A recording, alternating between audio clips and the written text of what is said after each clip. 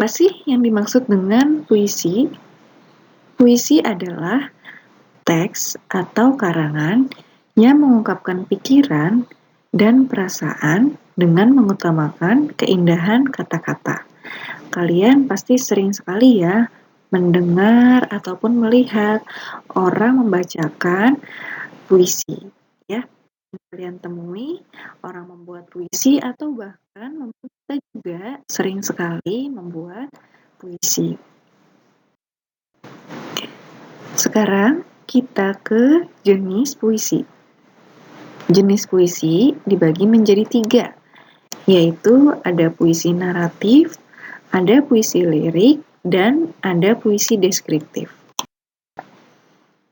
Nah, puisi naratif adalah puisi yang mengungkapkan cerita atau penjelasan penyair. Nah, puisi ini terbagi ke dalam beberapa macam. Ada puisi balada dan ada puisi romansa. Balada adalah puisi yang berisi cerita tentang orang-orang perkasa ataupun tokoh pujaan. Sedangkan romansa adalah jenis puisi cerita yang menggunakan bahasa romantik yang berisi kisah percintaan. Kemudian ada puisi lirik. Nah, puisi lirik ini terbagi dalam beberapa macam. Yang pertama ada elegi, kemudian ada ode, dan serenade.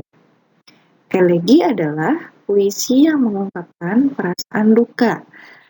Jadi elegi ini puisi yang isinya kalimat-kalimat duka ya.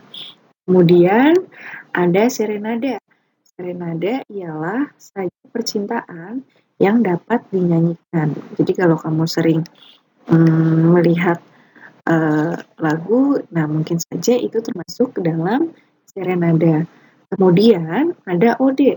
Ode adalah puisi yang berisi pujaan terhadap seseorang, suatu hal, atau sesuatu keadaan. Kemudian yang terakhir, jenis puisi deskriptif. Nah, puisi ini si penyair bertindak sebagai pemberi kesan terhadap keadaan atau peristiwa. Ya. Nah, yang termasuk ke dalam puisi ini adalah misalkan satir dan puisi yang bersifat kritik sosial. Satir adalah puisi yang mengungkapkan perasaan tidak puas penyair terhadap suatu keadaan. Kemudian, puisi kritik sosial adalah puisi yang juga menyatakan ketidaksenangan penyair terhadap keadaan atau terhadap diri seseorang. Nah, sekarang kita ke unsur-unsur puisi. Nah, unsur-unsur puisi ini ada banyak ya. Yang pertama, ada majas dan irama.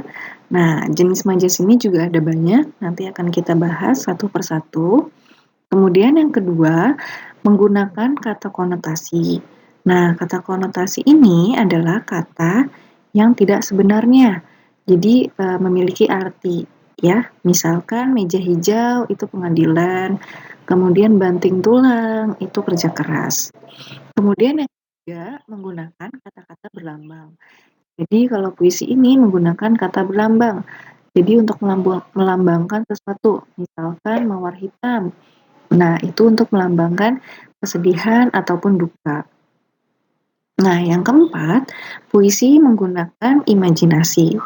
Lalu yang kelima, menggunakan citraan. Nah, citraan ini ada citraan pendengaran, ada citraan perasaan, ada citraan penglihatan ya.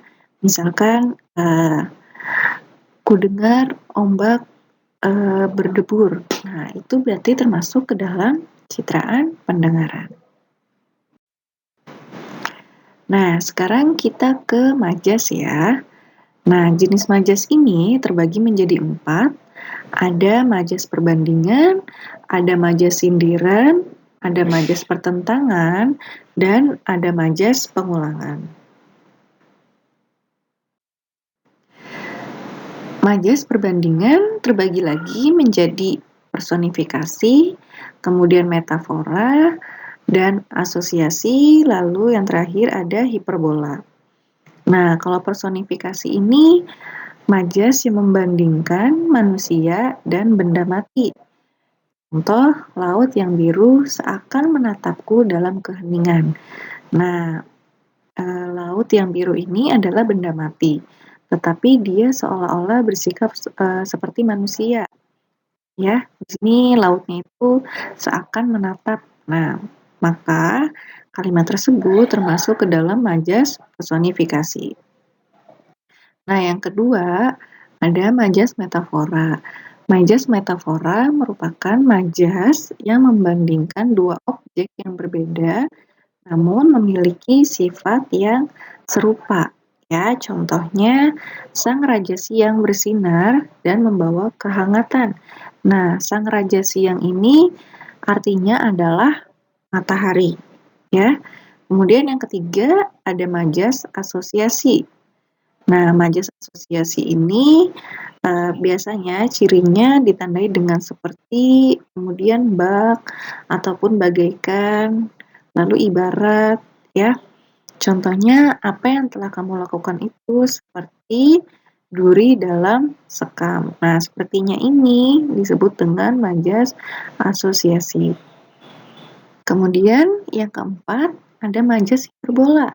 Nah, majas hiperbola ini biasanya majas yang melebihkan, ya, melebih-lebihkan sesuatu. Contohnya, katanya dia berlatih bernyanyi, tapi suaranya bikin pecah gendang telingaku setiap hari. Nah, pecah gendang telingaku setiap hari ini disebut dengan majas hiperbola. Sekarang kita ke majas pertentangan. Nah, majas pertentangan ini ada 3, yaitu ada litotes, ada paradoks, kemudian ada antitesis. Nah, kalau majas litotes ini adalah majas yang mengecilkan atau menghentikan sebuah ungkapan. Jadi biasanya digunakan untuk merendahkan sesuatu, ya. Contohnya, ini tanda terima kasih kami, sekedar ongkos angkot. Kemudian majas paradoks. Paradoks itu adalah kita membandingkan suatu fakta dengan sesuatu yang kebalikannya. Contohnya, isi kepalanya begitu bising ketika ia duduk sendiri di ruang keluarga yang begitu sepi.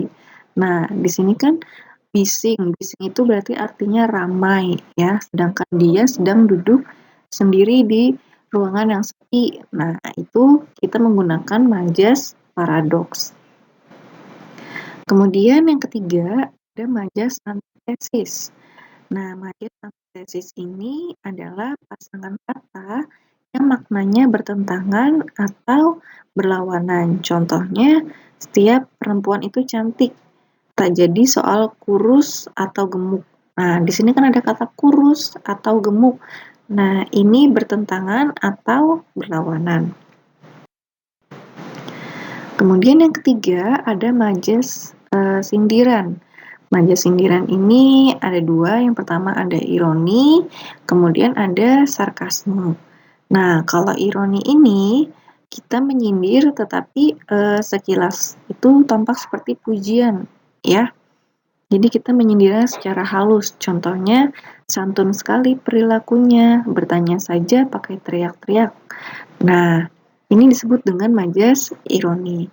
Berbeda kebalikan dengan sarkasme, kalau sarkasme ini disampaikannya secara langsung dan cenderung kasar. Ya, contohnya kontestan itu suaranya jelek sampai-sampai telingaku sakit dibuatnya.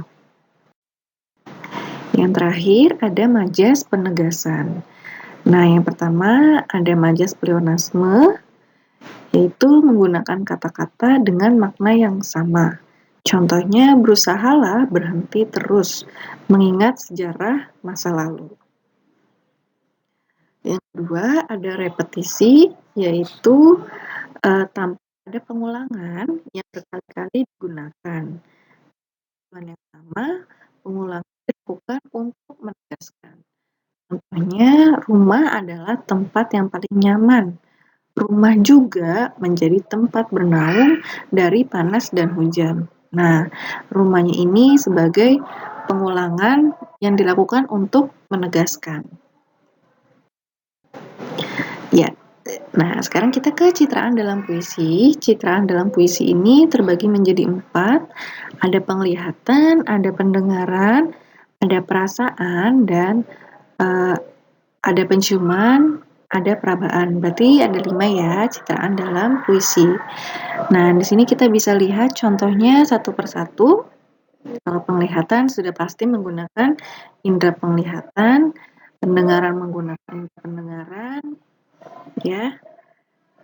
Nah, di sini kita bisa lihat contohnya satu persatu ya. Nah, sekarang kita ke unsur intrinsik puisi. Unsur intrinsik puisi terbagi menjadi 4. Yang pertama ada tema, yang kedua ada perasaan, yang ketiga ada nada dan suasana, yang keempat ada amanat. Tema merupakan gagasan pokok atau cerita dalam puisi. Kemudian perasaan adalah hal yang ingin diungkapkan penulis dalam puisinya. Lalu yang ketiga nada dan suasana. Nada berarti sikap yang ingin ditampilkan penulis. Kemudian suasana berarti perasaan pembaca setelah membaca puisi tersebut. Dan yang keempat adalah amanat, berarti pesan yang ingin disampaikan penulis kepada pembaca lewat puisinya. Ya, di sini ada contoh dari puisi. Contoh dari puisi, ya, bisa kalian lihat. Nah, di sini juga kita lihat ada analisis puisi dari Senja di Pelabuhan Kecil. Ya, ada tema, kemudian ada perasaan, ada amanat, dan ada suasana. Ya, itulah yang bisa Bu Priska sampaikan dalam materi puisi. Terima kasih, semoga bermanfaat. Wassalamualaikum warahmatullahi wabarakatuh.